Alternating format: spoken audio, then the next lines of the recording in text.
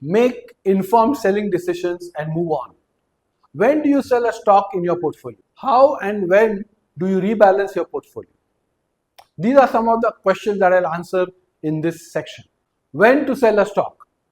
Since no one can time the market, knowing when to sell is one of the toughest decisions an investor is called upon to make. Our emotions complicate the decision even more.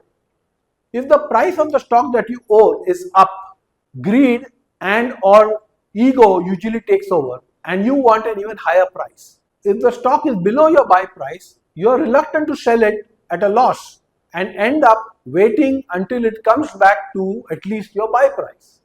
And when it does, you think your fear was not very rational and continue to hold the stock. And there are some who can't handle the fear and anxiety when their stock falls and want to sell and get out. All these decisions are driven by your emotions. You need to prevent your emotions from dictating your decisions. And for that, you need to know the right time to sell a stock and the right price to sell it at. I will give you two guiding principles for selling a stock.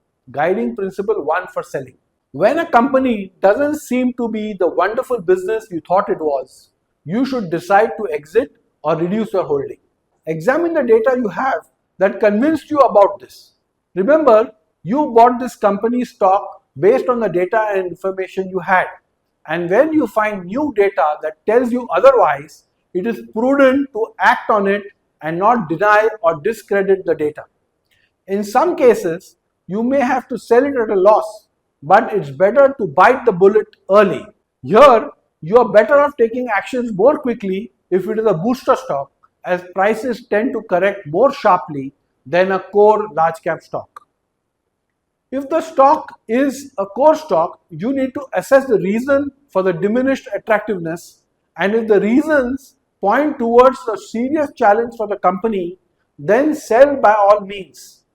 If there are any corporate governance issues, check and sell after confirming the details. Guiding principle number 2. When the market price has run up so high that the stock will give poor or low returns over the next few years, then you should consider booking some profits.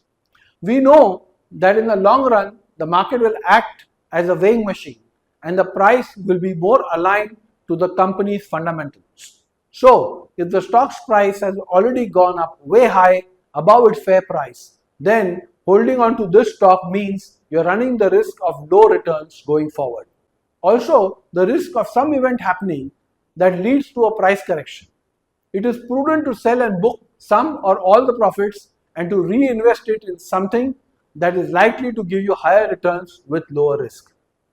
If you are using a relative valuation method, then prices that take the valuation way beyond the median would give poor to mediocre returns. This is visible to you as a red color on the valuation rating.